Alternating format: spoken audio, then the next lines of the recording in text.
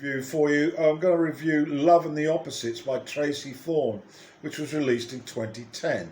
It's Tracey's first since Out of the Woods, which came out in 2007.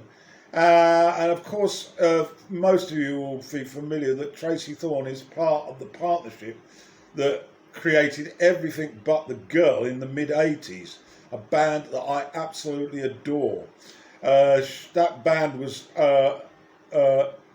part of an arrangement she had with Ben Watt, who later became her husband and father to her kids.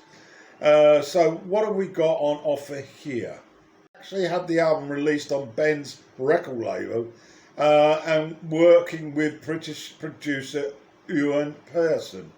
She recorded the album in Berlin and London, and it features contributions from these other artists: Hot Chips Al Doyle, Leo Taylor from the band The Invisible, a Swedish singer-songwriter, Jens Lekman, and a Nashville musician, Courtney Tidwell, and Los Valentinos guitarist, Jonah, called Jonah.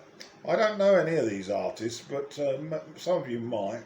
8 original songs, 2 covers. The covers are one Lee Hazelwood song, and this one she sings the duet with Jens Lekman, and You Are a Lover by a band called the Unbending Trees, and Thorn worked with them in 2008. Tracey describes the record as about the person I am now and the people around me after moving into her 40s recently. So let's get going. It's a third solo record by her. I couldn't find much information about the musicians that play on this album, apart from those previously noted as guests. So let's get on with the track list breakdown. Start off with Oh the Divorcee, very melancholic piano intro before Tracey joins in with the vocal.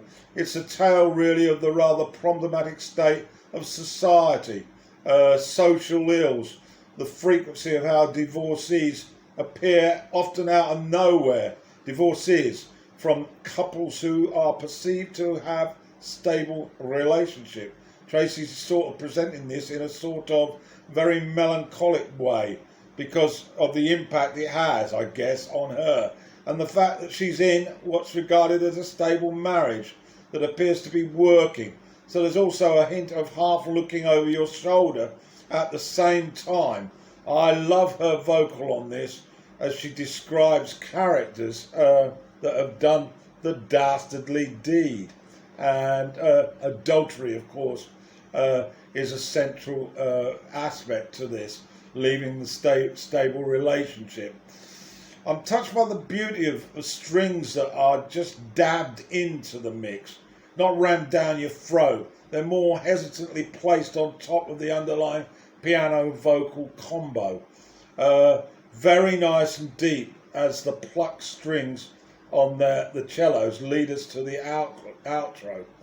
Now, I'm going to do a few lyric readings on this because the words are absolutely magical, and if you're not really into lyrics, you'll probably miss out really on a lot of this album, although you can appreciate the music. But the lyrics really make it. So here we go. Who's next? Who's next? Always the ones that you least expect. They seem so strong. It's turned out she wanted more all along, and each time I hear who's to part, I examine my heart, see how it stands, wonder if it's still in safe hands. Who's fled? Who's been caught out in somebody's bed? I should have guessed that day that his phone wouldn't take your text. He was a charmer. I wish him bad karma. Oh, I know we shouldn't take sides, but that one was his fault. This one is her fault.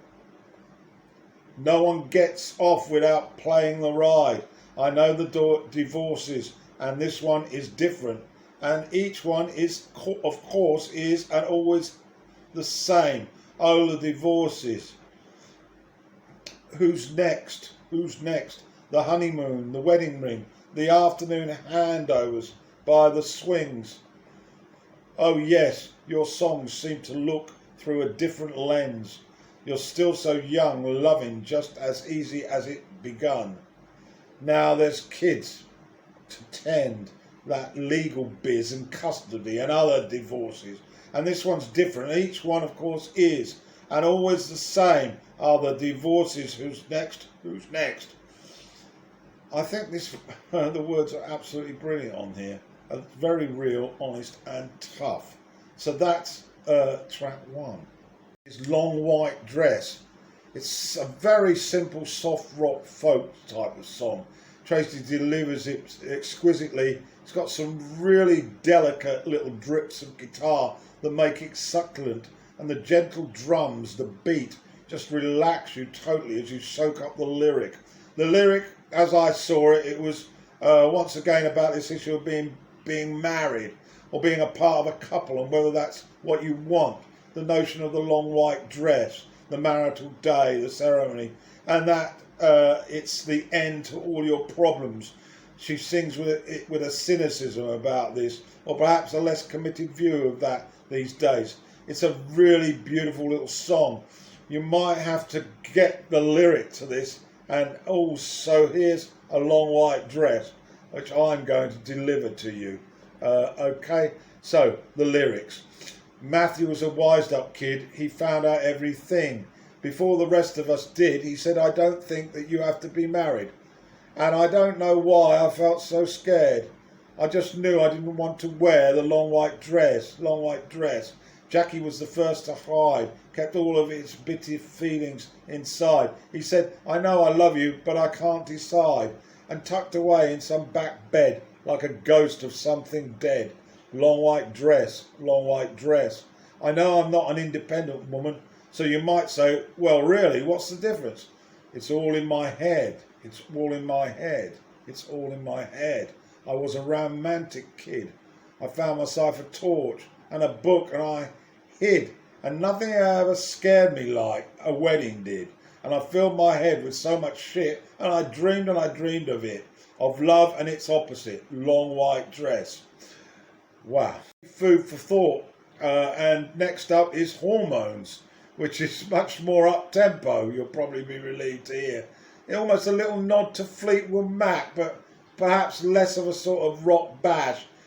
But it's, what's it about? Well, it's about hormones.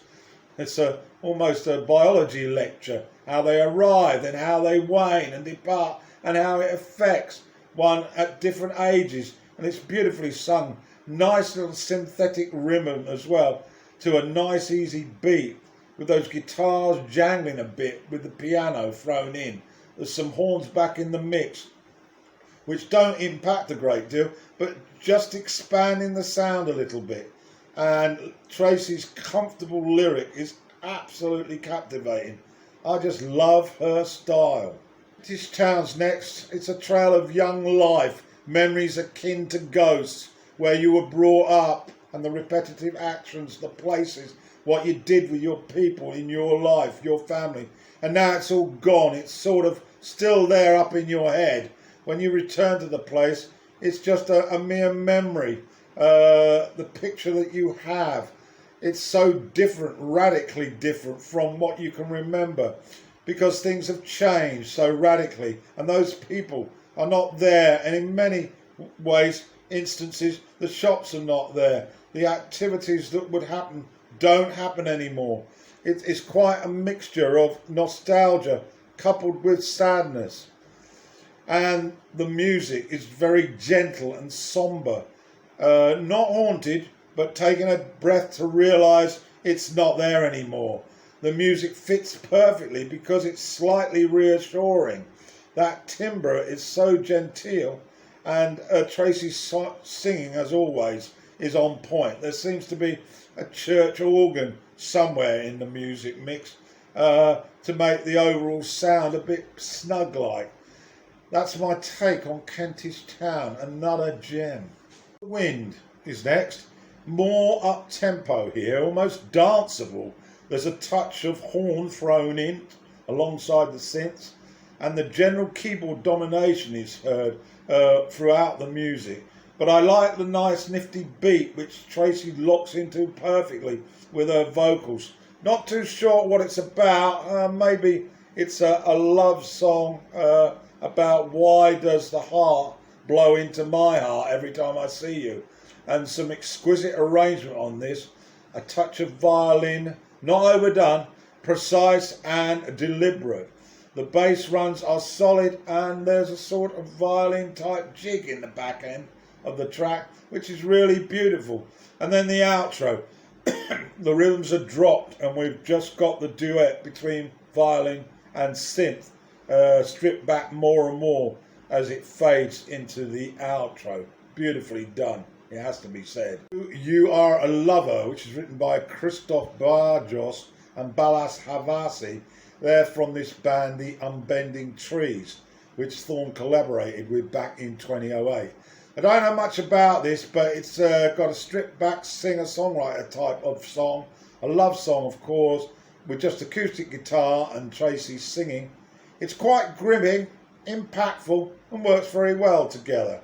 And then the next gorgeous song that I really hooked into, it's called Singles Bar. Later in life, the tale, possibly following a divorce, and people, young, middle-aged people, are confronted with the need to return to rather strange environments. And that was all behind you, and now it's in front of you. And how are you really quite sure about how it's going to work? And perhaps you're sort of a bit more promiscuous this time, or more desperate, or you seem more inclined to match up quicker, whereas way back when, you were much more conservative and eyed things up, not jumped in at the deep end. It's sure about real life, and the words I find absolutely brilliant. So there we are, Singles Bar. If you're of an age where you're over 40, this will conjure up great memories, or maybe unpleasant ones. To Singles Bar. Is there room for one more at the Singles Bar? I've been working up the courage all year. I pull off my ring as I push my way in. Won't be needing it here. Can you guess my age in this life? Who'll be taking me home tonight? So pour me one more at the Singles Bar to numb all the pain I've endured. I lay on my back for a Hollywood wax. I'm stripped and I'm French manicured. Can you guess my age in these jeans? Can you tell me what any of this means? I'm not a teenager anymore. I wish you'd help me out of this mess. I wish you'd help me out of this dress and let it fall down to the floor. Oh, I want more, what I came here for. I'm back here once more at the Singles Bar. It's become my regular haunt. I think I'm resigned to take what I find. I can't get what I want. And can you tell me how long I've been here? Can you smell the fear? I think that these words are absolutely brilliant. Pictures in your mind, then I don't know what will. Singles Bar. Drawn Home to Me is next up. This is the Lee Hazelwood written song, and it's got Jans Lenkman on duet vocals. An orchestral feel with some synths thrown in. They're singing a duet, quite a contrasting sound though, somewhat of a bassy male and Tracey's falsetto. Pretty nice though. This song could be described as somewhat chilling in its desolation, odd change of mood, quite disturbing I would say. Maybe it's about somebody who's left late in the afternoon, very slow, percussive tempo with some strings in the arrangement. But they're back in the mix. A tale really about how love needs to be the test of time, really late in the afternoon, a metaphor for longevity. And that to get through the day or get through the relationship, you need stamina, you need patience, you need to share, you need to coexist. And how this isn't always that easy, but that you need to expose yourself, not hide. That seems to be the message that I picked up anyway. And I have to say again, Tracey's impassioned vocal is a standout. The closer then, this is called Swimming. It's a beautiful piece of music. Features Courtney Tidwell on drums And this woman also adds backing vocals, which is very impactful in this song, sort of echoing Tracey's lead vocals, and some very nice percussive use of cymbals, which wash over the sounds. It's got a gentle tempo, much like many of the tracks on here, and it really sort of highlights the need to keep moving forward with hope that love will come through, will pull you through, even if it seems to lose its way and disappear for a while. That the survival nature to it, and you just need to draw it out. It's a positive message to finish off after some of the other tracks, which are rather despondent and inevitably lead to failure. But what a tasteful piece of work this is, this album. This is singer-songwriter stuff for sure, and it's a 5-star piece of work by Tracey, and I absolutely love it, and I really plead you to give it a listen. Excellent stuff.